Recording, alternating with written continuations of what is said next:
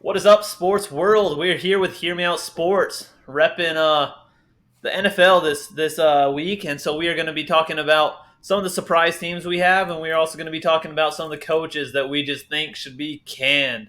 So, without further ado, let's kick it off.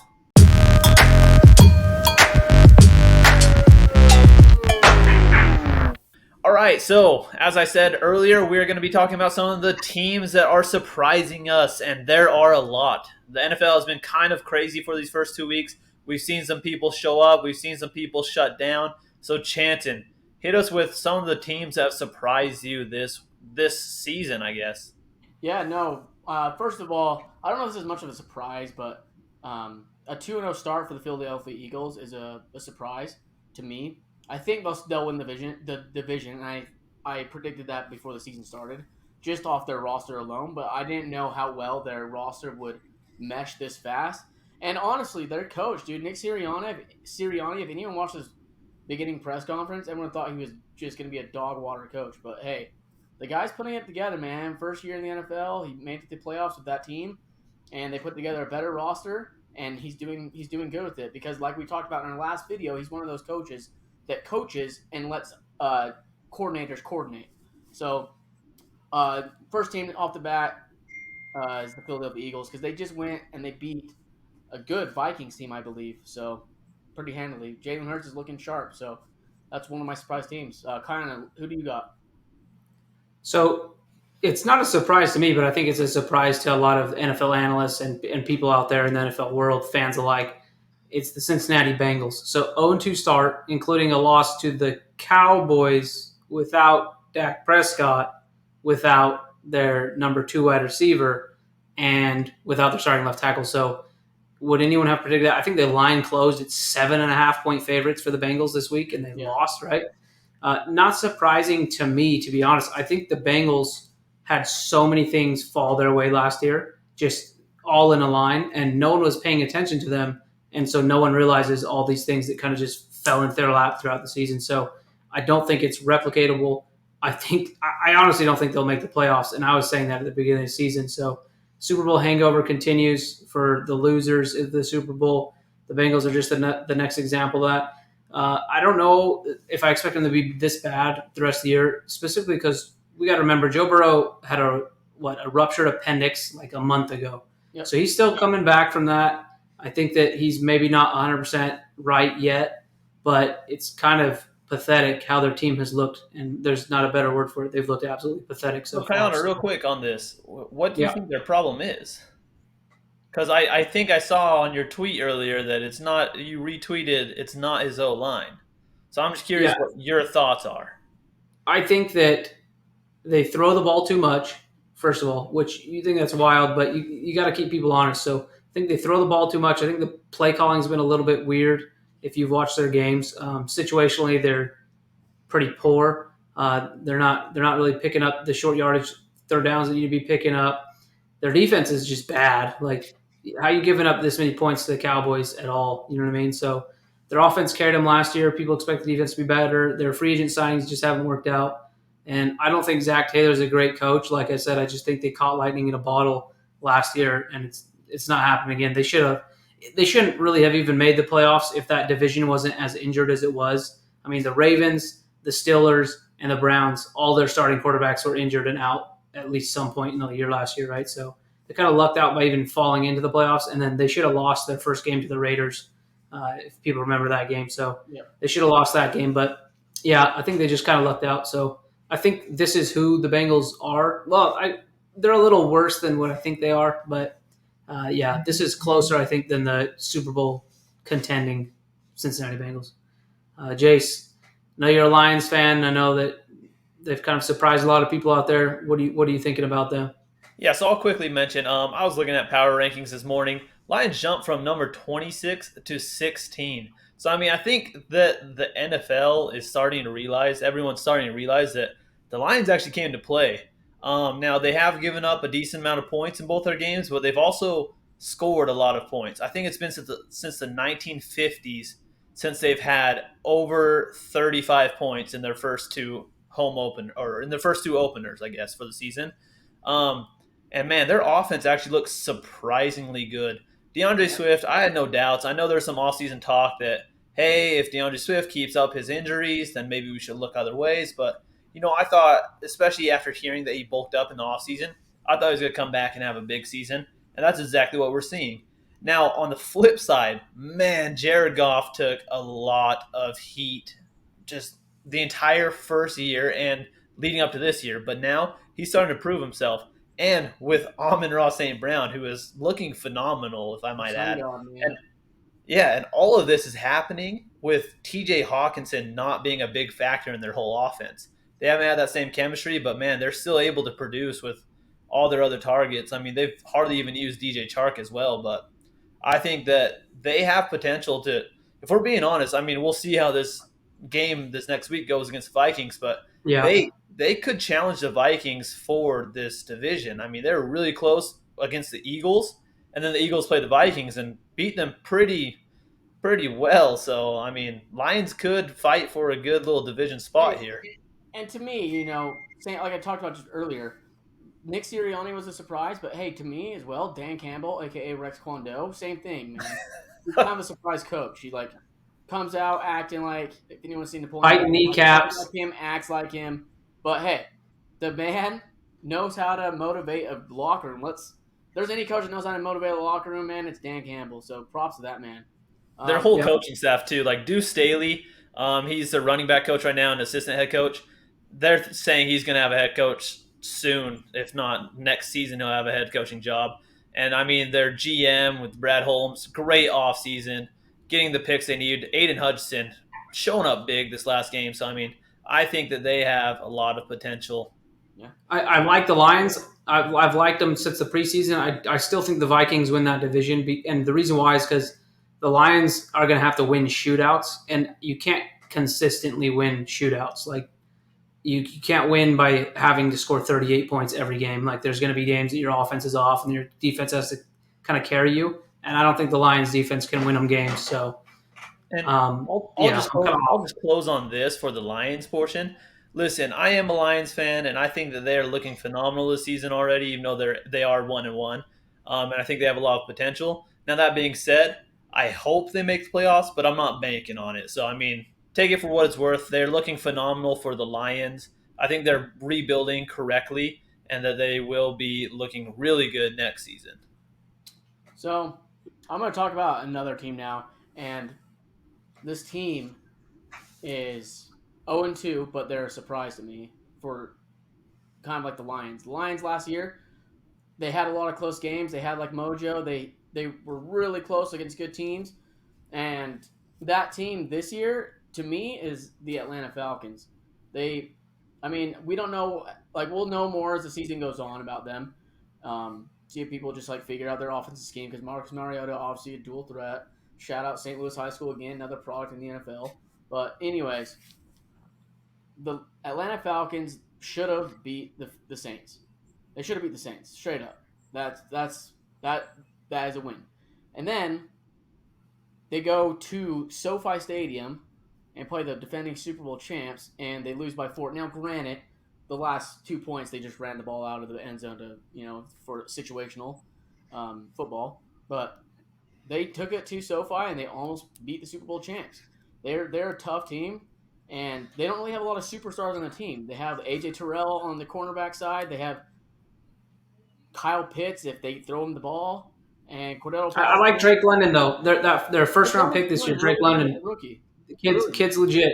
I'll He's give him his looking good. props. He's looking So Yeah. good. I'm not saying the Falcons are like gonna win a ton of games this year, but hey, just like the Lions last year, they didn't win a ton of games, but man, they had like something going, and that's what to me this season. That's what the Atlanta Falcons are starting to look like. A lot of close games against good teams on the road. So Yeah, and kind of on the flip side of that Falcons team, I got a team that's 0-2, but going the opposite direction. That's the Indianapolis Colts. I mean, if you predicted at the beginning of the year that the Colts not only would lose their first 2 games, but would look like this when they're losing their first 2 games, Matt Ryan looks like he's 55, not even playable right now, that's how Tom honestly. Brady should look at that age. Yeah, exactly. Matt Ryan looks really bad. I don't think people would have thought that. I think that Frank Reich, their head coach, was getting a lot of props throughout the last few years, and Chris Ballard, GM, because of kind of their early year, their first year success. but it's been basically downhill since then. I mean, they've missed the playoffs last year in an easily winnable division, and Worst I don't division think in they're the going to make NFL the playoffs. history. Yeah, I don't think they're going to make the playoffs this year either. So Colts are a surprise. Even for me, I thought they'd be a little bit better than this, but they've looked horrible through 2 games so far. It's not just that they're losing; it's that they're looking completely incapable of moving the ball on offense, of stopping people on defense. So curious how the Colts are going to try to turn it around on that side. So sticking with the same topic too, as far as some teams have disappointed in a surprising way. This one was not super surprising to me, but the Broncos is what I'm going to say. They've played arguably two of the worst teams in the NFL, if you ask me, in the Yep. Texans and the Seahawks. Yep. Seahawks made them look absolutely foolish, and everybody knew it too. Everybody knew going in that game the Seahawks shouldn't have won, but they did win. And then even this last game, I mean, that was way too close of a game to be played to be played with the Texans. And man, Russell Wilson, I mean, it is very apparent that he is not that great of quarterback. I've been saying it in each one of our videos. I'm not high on him. His team has made him look good, and as you watch their games, he's just airing balls up. It's sometimes not even close. He's getting sacked. He's not mobile. I mean, it's Well, he has honestly wide just open receivers, and he's totally missing him. And if he's like a 10-year vet, Super Bowl winner, all that stuff, man, like that's easy pickings, and he can't even read that anymore for some reason. yeah. And I don't know So if it's I because mean, he's 5'9" or if it's because he actually sucks. so with their 1-1, I guess record right now, I'm just I'm not impressed with them. I think it was a huge surprise. People were blowing up the social media about the Broncos, saying they have Cortland Sutton, Jerry Judy, and they just added Russell Wilson. They're going to be huge. They have Javante Williams, and I mean, look what they've done with it. They haven't really done much. Nope. So, with that being said, I'm also going to lead us into this next section that we're talking about, and that's which head coaches do we think should probably be canned and aren't really doing too well at their job. I'm starting with the Denver Broncos head coach, Nathaniel Hackett. I mean, we talked about him briefly last week. Kaiana talked about how he was doing the play calling, and man, that was a horrible last play call. I know you're kind of looking at what to do, but to take a what was it, second longest NFL field goal, to go for that instead of just trying to get some more yards on a decent pass, especially with some time left. I mean, I would have gone for it. Freaking Dan Gamble for sure would have gone for it. But I'm not for it. If you watch the Broncos game, there was a chorus of boos just about every 3 minutes or so. They were not happy with their team, and I think that just originates from the head coach. But what do you guys think? Nah, he's not good, man.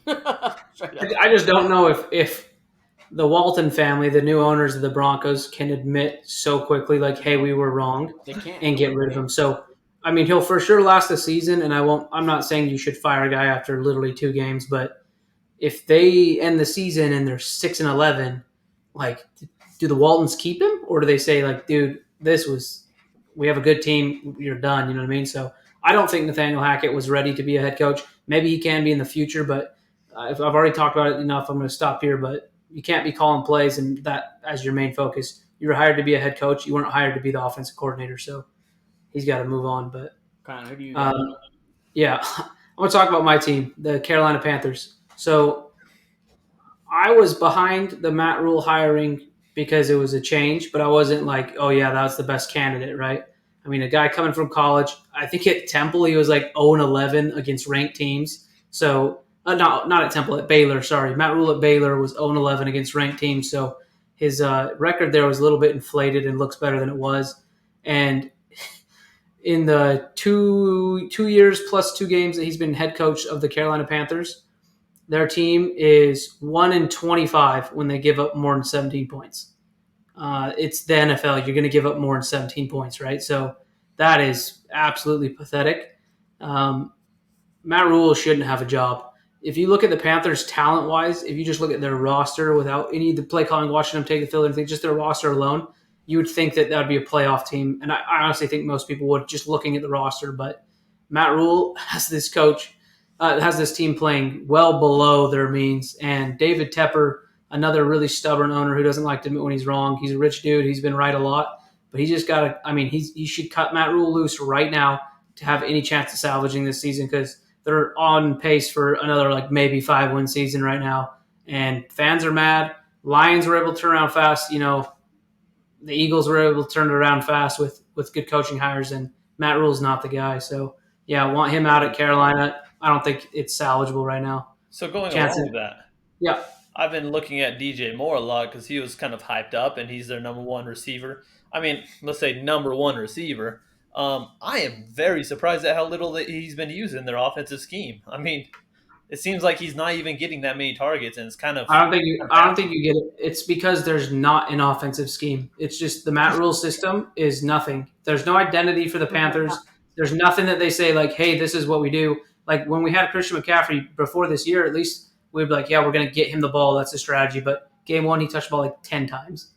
Game 2, he's touched the ball like 15 times. Like we have no identity. So yeah, could Matt be Rule worse. should be gone. Could be worse, like Darnell Mooney, who the Bears passed the ball 11 times last week. Like that's just horrible play calling. Yeah, and freaking Justin Fields had 7 completions. Like, Yeah. put me in the Okay, league that Chanson. much, I can make 8 completions. Any coaches that you got your eye on should be out. So no, I don't want anyone. Well, I do. I want people attacking me for this. So bring it. But hear me out, okay? When in doubt, hear me out. Bill Belichick. I think it's time to move on, my guy. Now, your team's not bad. You're a coach, but listen, the time's up. You don't have that roster. The roster at the Patriots, they're not making it. They're not making it to the playoffs. They're not making it to the Super Bowl. And I love Bill Belichick. I think he is the greatest coach of all time. And GOATs need to retire when it's time to retire.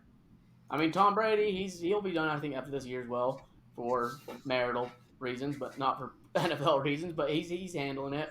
But Bill Belichick and Robert Kraft need to have a sit-down talk and be like, okay, this is a good time to move on from the franchise. And I don't know if it's Bill Belichick wants to hand the franchise off when they're in a better situation, or if he just has that pride to prove that it wasn't just Tom Brady why they won Super Bowls.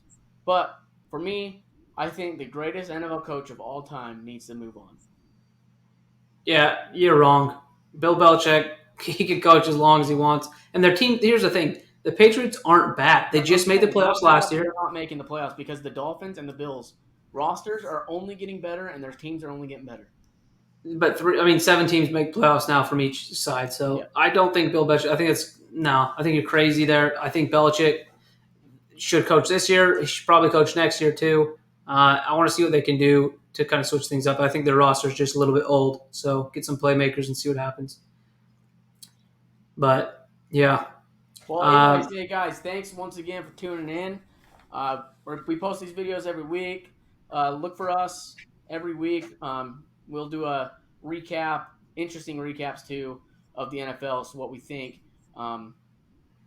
Once again, Yeah, let me close this off by saying we've been saying this entire time that we're going to be giving out money. So this time we have a light goal, very simple. So Kaiana, he lives and dies by the number 13. That is his number. He owns it, and that's what he loves.